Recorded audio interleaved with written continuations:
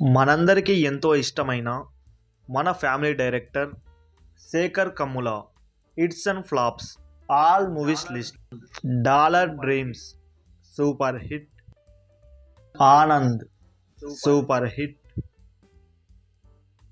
Godavari super hit,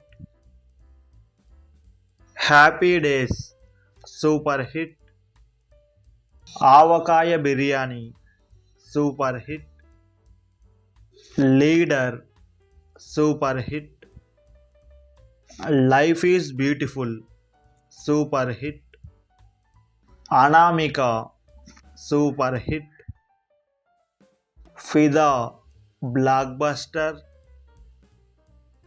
love story blockbuster, Kubera super hit talk.